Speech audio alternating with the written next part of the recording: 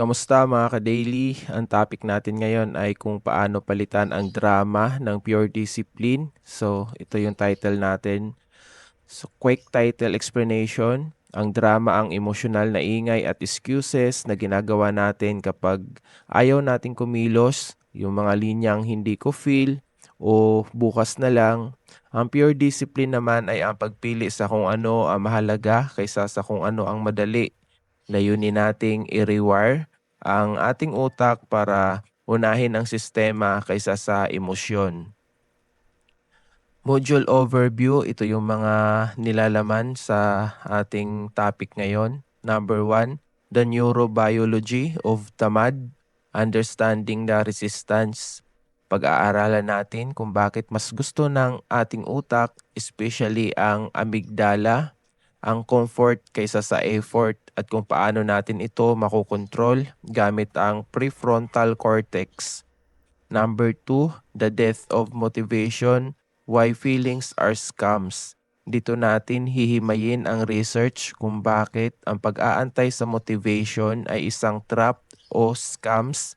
Tatalakayin natin ang concept ng action first principle. Number 3, ang building the fortress, environmental design. So, hindi sapat ang willpower. Tingnan natin ang science ng choice architecture, kung paano natin aayusin ang ating paligid o environment para maging automatic ang disiplina natin at hindi tayo mahihirapan na labanan ang drama. Number 4, micro wins and the dopamine loop. Gamitin natin ang progress principle para lukuhin ang ating utak na ma-addict sa paggawa ng mahihirap na task sa pamamagitan ng pag-stack ng maliliit na panalo. At ang panghuli, ang number 5, the no negotiation rule, mastering self-consistency. Ang huling step ay ang pagbuo ng identity-based habits, paano natin titingnan ang ating sarili, hindi bilang taong sumusubok, kundi bilang taong disiplinado. Lesson number 1, the neurobiology of tamad, understanding the resistance. Bago natin sisihin ang ating pagkatao, kailangan nating maintindihan na ang drama ay madalas na biological response lang. Hindi tayo sadyang tamad, ang utak natin ay nakaprogram para mag-save ng energy. Ang labanan sa loob ng ating isip, sa ating ulo o sa ating kaloob-looban ng ating bungo, may dalawang main players sa ating utak na laging nag-aaway. Yan ang amygdala at ang the prefrontal cortex. Unahin na natin ang the amygdala. Ito yung drama queen. Ito ang primitive part ng ating utak. Ang trabaho nito ay umiiwas sa pain o sakit at humahanap ng comfort. Kapag nakakita tayo ng mahirap na task, sumisigaw ang amygdala ng delikado yan. Mapapagod tayo dyan. Manood na lang tayo ng TikTok para comfort tayo. Ito ang pinagmumulan ng ating emosyonal na resistance. The prefrontal cortex naman, ito yung tinatawag naman na the CEO. Ito ang bahagi ng ating utak na responsable sa logic, planning at pure discipline. Ito ang nagsasabi sa atin na kailangan nating tapusin ang ating mga ginagawa para sa ating future. The limbic friction concept. Ayon sa neuroscience, kapag nakakaramdam tayo ng matinding katamaran, tinatawag itong limbic friction. Ito ang gap sa pagitan ng ating balak gawin at sa actual na paggawa. Ang disiplina ay hindi pag-alis ng friction na ito, kundi ang pag-overpower dito gamit ang logic. Bakit tayo nag-i-internalize ng drama? Kapag pinapakinggan natin ang amygdala, nagre-release ang ating utak ng stress chemicals mula doon sa amygdala. Para tumigil ang stress, gumagawa tayo ng drama o excuses. Halimbawa, hindi po kasi ako inspired. Masyadong maingay dito. yung mga ganon. Ang pagva-validate sa excuses na ito ay nagbibigay ng pananandaliang relief pero pinapatay nito ang ating long-term discipline kasi paulit-ulit na lang mangyayari yon. The Science of Just 5 Minutes. Research suggests na ang pinakamahirap na part ay ang initiation. Kapag nasimulan na natin ang isang task, bumababa ang activity sa amygdala at nagtitake over na ang prefrontal cortex. Ito ang tinatawag nating Zeigarnik effect. Ang utak natin ay may natural na drive na tapusin ang nasisimulan na nating task. Ang ating strategy, huwag nating hintayin na mawala ng tamad feeling. Tanggapin natin na natural na biological response ang tamad. Pero ang ating CEO o ang prefrontal cortex ang laging may huling, ang ating susundin at ang laging nagsasabi. So summary dito sa lesson 1, ang disiplina ay labanan ng logic laban sa primitive instinct. Ang drama ay gawa-gawa lang ng ating amygdala para protektahan tayo sa pagod at gusto tayong i-comfort yung pakiramdam natin. Pero ang katotohanan ay wala tayong ikakamatay sa pagtatatrabaho ng mahirap. Okay, mapapagod lang tayo pero ayos lang tayo. Sa lesson number 2, the death of motivation. Why feelings are scams. Madalas nating sinasabi, wala pa akong motivation eh. Ang problema, ginagawa natin itong parang requisite ang emosyon bago tayo kumilos. Sa pure discipline, baliktad ang laro. Ang kilos ang nagdadala ng emosyon, hindi ang emosyon ang nagdadala ng kilos. The motivation trap. Ang motivation ay parang high sugar snack. Masarap sa simula, nagbibigay ng rush pero mabilis din mawala. Ayon sa research ni Dr. BJ Fogg mula sa Stanford, ang motivation ay fluctuating. Hindi ito maaasahan. Kapag pagod tayo, puyat o stress, ang motivation ang unang nang iiwan sa atin. Nawawala kaagad yan. Kung dito tayo aasa, magiging inconsistent tayo habang buhay. Kaya ang gawin natin, ito na ang action first principle. The mood follows action rule.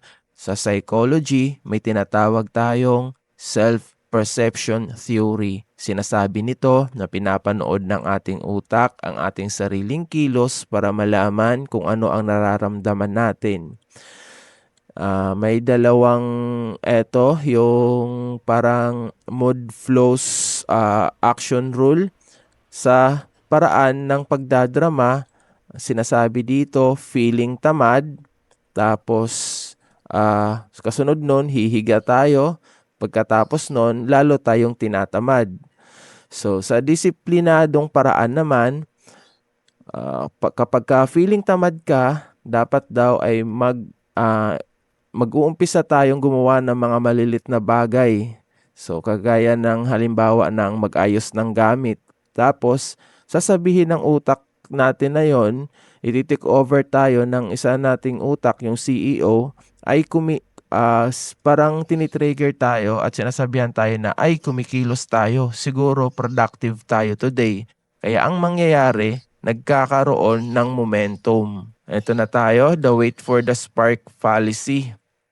Maraming research ang nagpapatunay na ang mga top performers kagaya ng atleta, mga CEOs at mga artist ay hindi naghihintay ng inspirasyon. Gumagawa sila ng sistema. Ang pag-aantay sa tamang feelings ay isang form ng self-sabotage.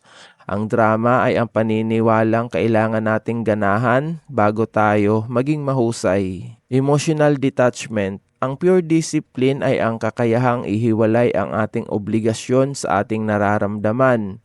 So, feeling, inaantok pa tayo. So, ang totoo, schedule na ng workout natin. So, kaya ang action, isuot ang sapatos habang nagrereklamo ang isip.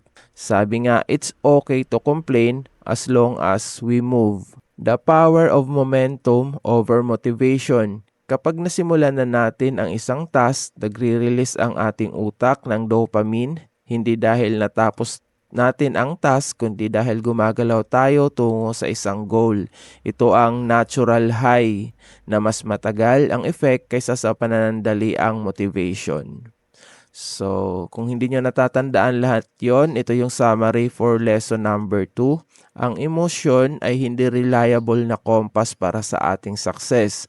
Ang motivation ay bonus lamang na nandiyan, pero ang pure discipline talaga ang nagpapatakbo na makina kahit walang gasolina ang ating emosyon. Huwag nating hanapin ang kung kailan tayo gaganahan bago kumilos. Hanapin natin ang schedule natin at sumunod tayo doon. So, lesson number 3 na tayo. Building the Fortress Environmental Design.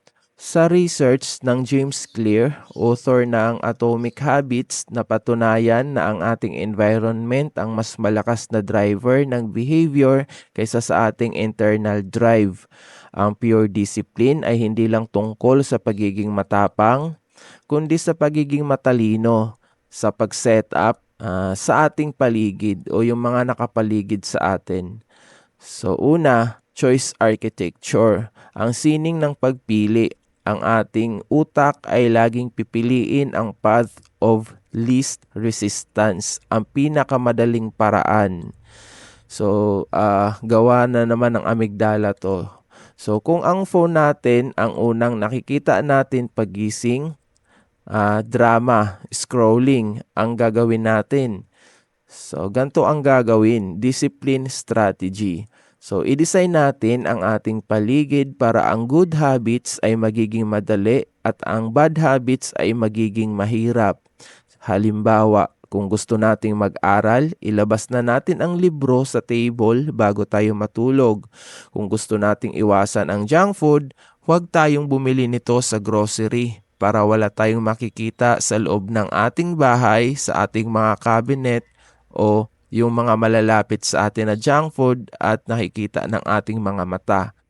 Pangalawa, the friction principle. Ayon sa science, ang pagdadagdag ng kahit 20 seconds na hadlang sa isang bad habit ay sapat na para pigilan ang ating impulses. Kaya ang gagawin, increase friction for drama. Itago ang remote ng TV sa ibang kwarto kung di mo talaga mapigilang manood ng mga pelikula sa TV o kahit anong TV station o entertainment. O i-delete ang distracting apps. So, decrease friction for discipline. Ihanda ang gym clothes sa tabi ng kama. I-bookmark ang online course na kailangan tapusin. Yun yung mga halimbawa. Dapat mga nakahanda na sila para magkakaroon tayo ng momentum. So, visual cues, ang utak ay visual. Ang ating prefrontal cortex ay nangangailangan ng reminders. Kung hindi natin nakikita ang ating goals, kakalimutan yan ng ating utak para bumalik sa comfort. Gumamit tayo ng physical triggers, isang sticky note sa salamin o kaya isang clear na to-do list sa ating lamesa. Kapag nakita ito ng ating mata, nagkakaroon ng automatic command sa ating utak na kailangan nating kilusan. At bonus ba dito, hindi natin nakakalimutan ang mga bagay. O kaya yung mga gagawin natin. So, context association. Ang ating utak ang nag-a-associate ng lugar sa certain behaviors. Kaya sinasabi dito na pag nakita natin ang isang higaan, sasabihin ng utak na matulog tayo. Masarap magpahinga, masarap matulog. At ito ay isang drama na naman. So sa lamesa, pag nakita natin, ito naman yung naisip natin, yung work/pure o disiplina naman yan. So ang rule, huwag tayong magdrama o mag-cellphone sa lugar kung saan tayo dapat nagtatrabaho. Turuan natin ang ating utak na kapag nandito tayo sa upuan na to, wala tayong ginagawa kundi ang maging disiplinado.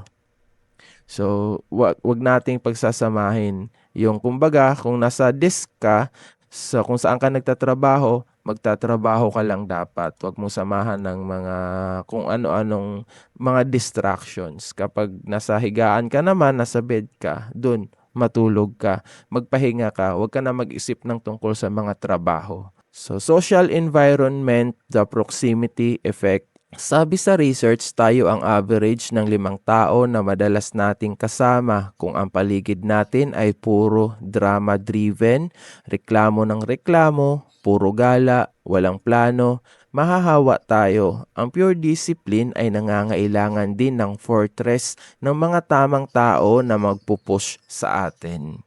Okay? So summary for lesson number 3, hindi natin kailangan maging superhuman.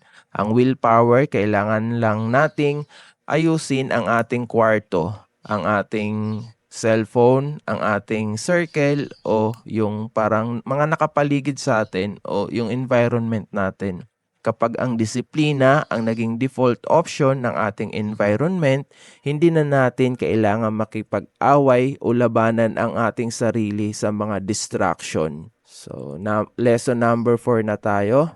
Ito yung micro wins and the dopamine loop. Sa mundong puno ng instant gratifications katulad ng gusto natin, food delivery, at mga panonood ng mga short videos, ang ating utak ay naging impatient.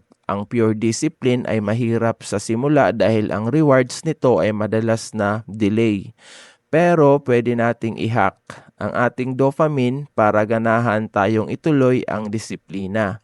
Una, the progress principle. Ayon sa research mula sa Harvard Business Review, ang pinakamalakas na motivator para sa atin ay ang sense of progress.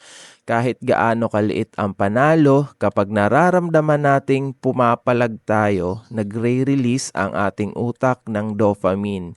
Ito ang micro-win. So sa drama na paraan, sinasabing kailangang matapos natin ang buong project today kundi failure tayo. So parang overwhelming yun. Kaya magpo-procrastinate tayo. At kung hindi natin magawa yon ay maaaring pasukan tayo ng pakiramdam na sukuan yung mga ginagawa natin o hayaan na lang yan at mag-comfort na lang tayo o matulog na lang tayo. So, ang disiplinadong paraan naman, magsusulat lang tayo ng 3 sentences. So, madali, doable, madaling gawin, at kapag nagawa natin, may micro-win tayo. Sa maliit na panalo na yon, sa nagawa natin na yon, magkakaroon tayo ng micro-win na pakiramdam.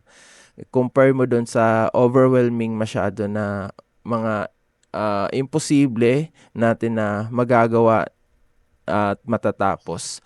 Pangalawa, the dopamine loop reward engineering. Ang dopamine ay hindi pleasure chemical. Ito ay anticipation chemical. Ibig sabihin, mas nai-excite ang utak natin sa pag-abot sa goal kaysa sa goal mismo.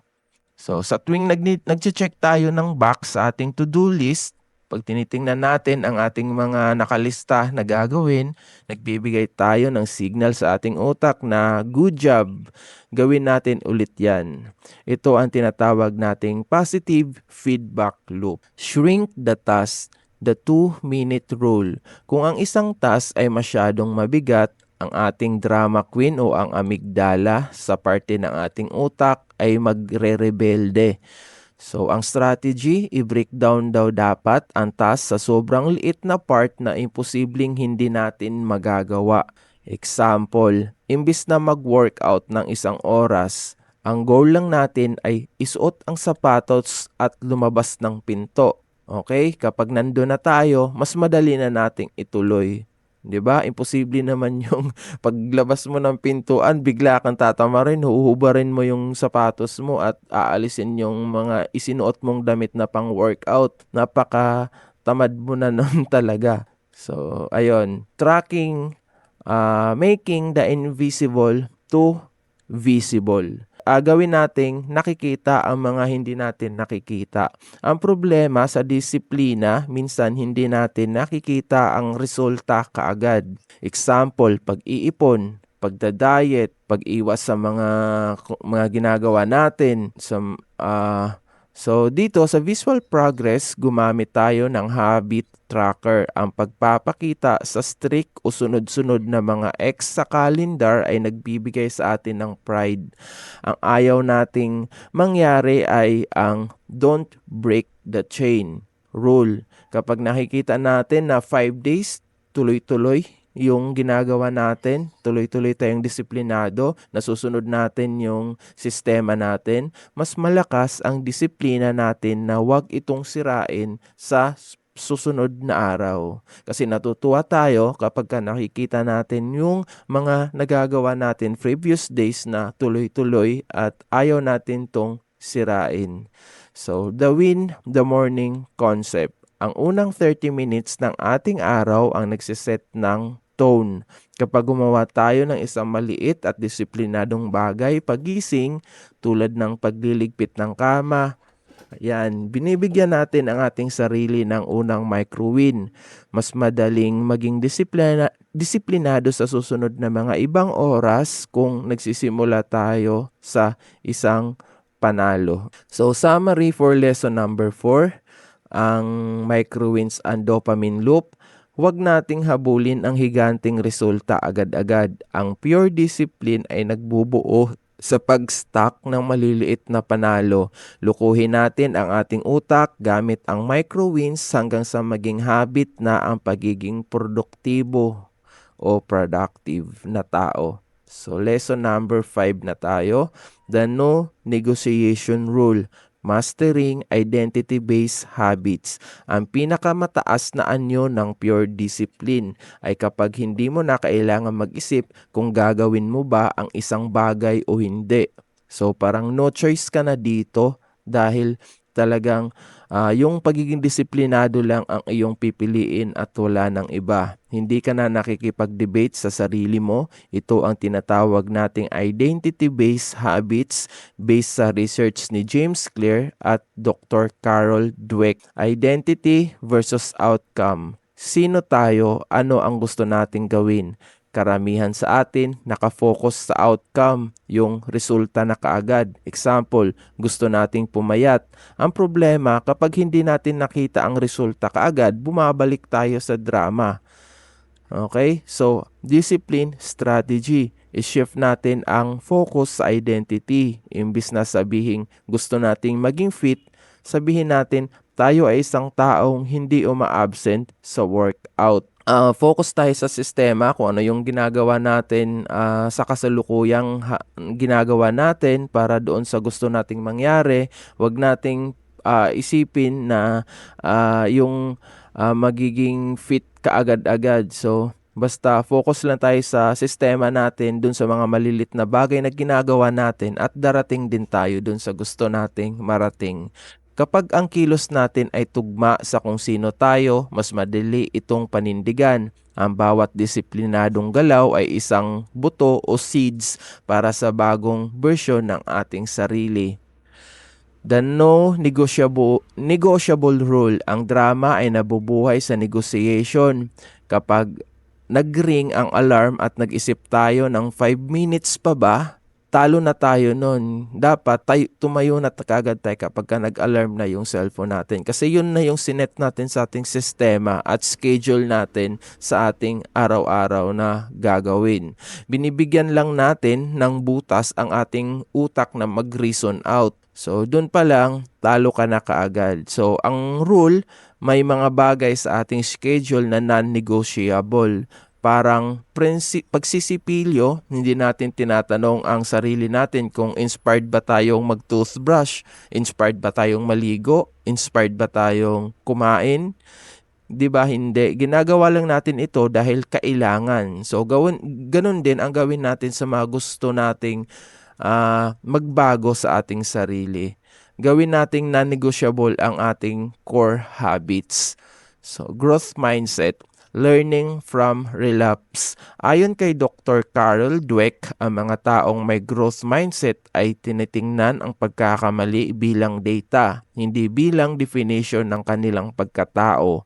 Kung nagdadrama tayo ngayon at hindi tayo naging disiplinado, huwag nating sabihing failure tayo. Sabihin natin, nag-fail ang system natin ngayon. Paano natin ito aayusin bukas? Ang pure discipline ay marunong ding magpatawad sa sarili basta babalik agad sa sistema. Okay? Yun na nga yung sinasabi ng iba na pwede kang magpahinga pero hindi ka pwedeng tumigil. Okay? Pagtapos mong pahinga, balik ka agad. Yun yung disiplina. So kapag ka tumigil ka, tinagalan mo pa sa pagpapahinga, gusto mong magpahinga na lang palagi, ay drama na yun. Pagdadrama na yun. The never miss twice rule. Lahat tayo ay tao lang at minsan ay madadaig ng emosyon. Pero ang pagkakaiba ng disiplinado sa hindi ay ang bilis ng pag-recover. Kung hindi tayo nakapag-aral today, hindi tayo nakagawa ng script, hindi tayo nakapag-vlog, o kung ano mang yung mga sa iba dyan na mga ginagawa nyo, kung hindi nyo man nagawa yun, ay ayos lang. Pero never miss twice. Huwag nyo ulit gagawin yon. Huwag ulit kayong magkamali sa mali na ginawa nyo na yon. Ang pangalawang beses na hindi mo ginawa ang habit mo, iyan na ang simula ng isang bagong bad habit. Kaya bago pa magtuloy-tuloy, putulin agad ang cycle. Napakaganda nun. So far, ito yung napakagandang sinabi. Never miss twice rule. So tandaan nyo yan.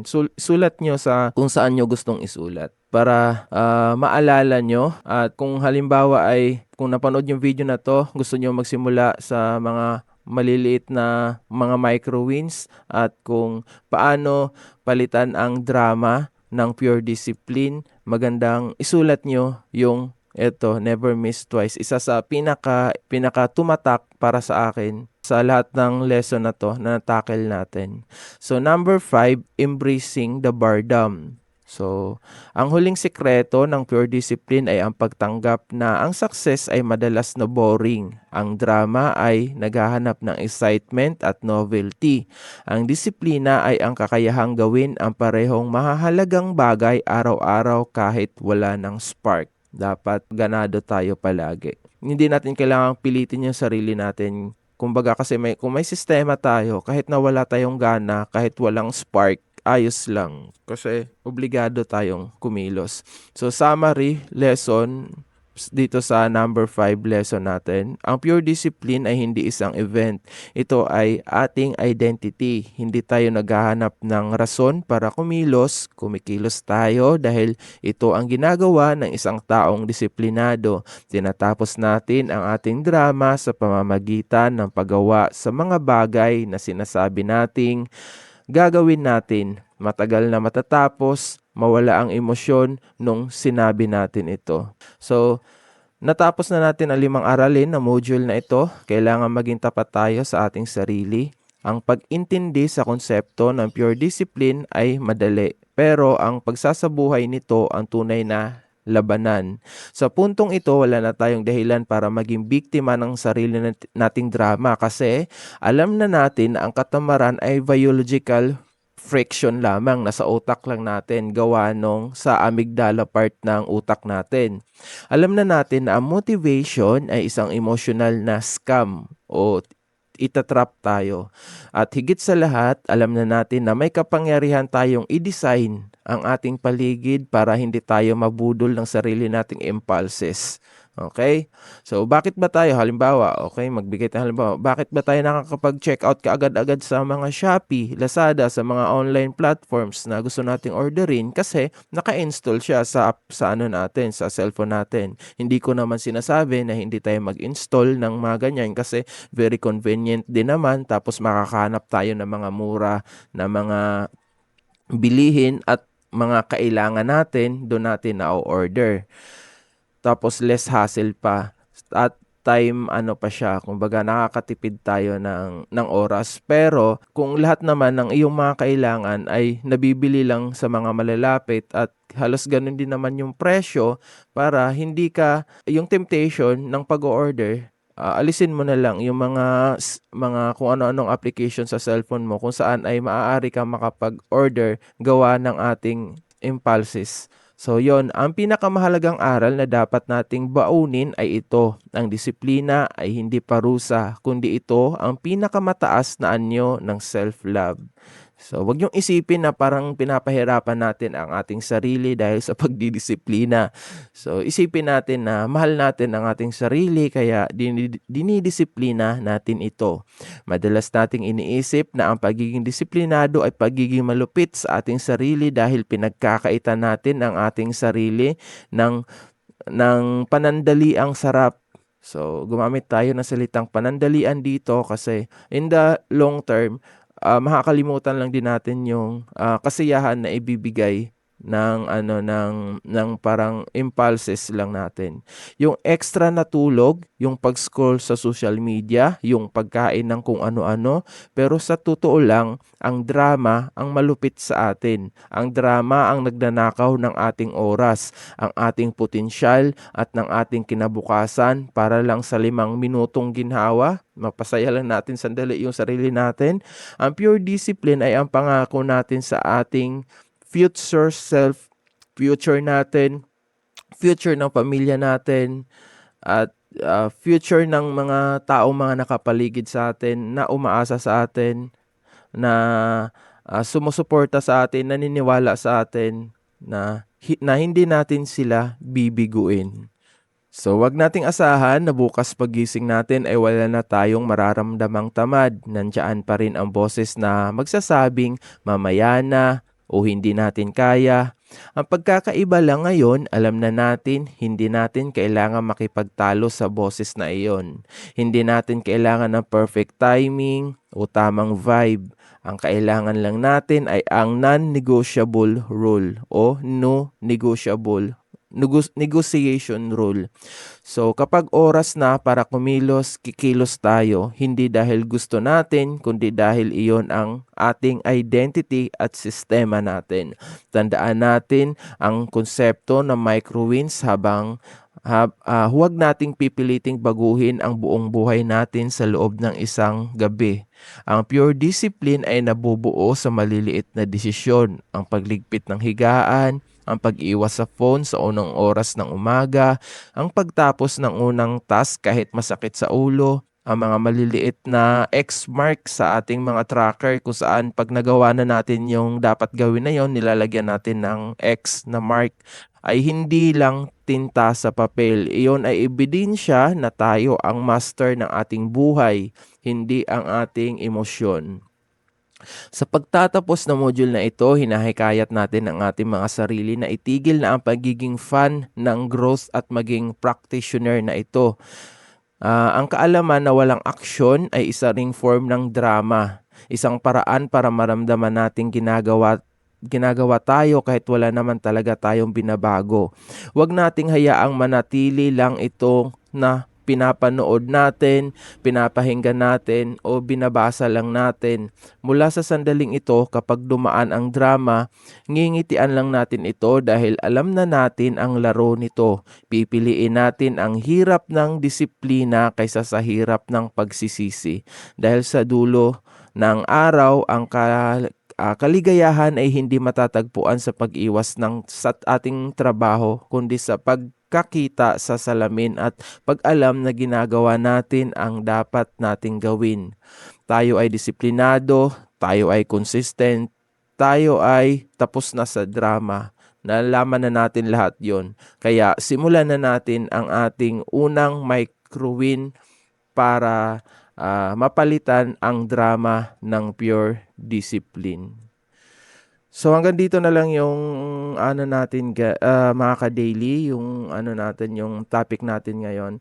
So kung nagustuhan ninyo, huwag niyong kalimutang i-like at i-subscribe ang ating YouTube channel, ang The Filipino Daily, at tulungan kaming mag 100,000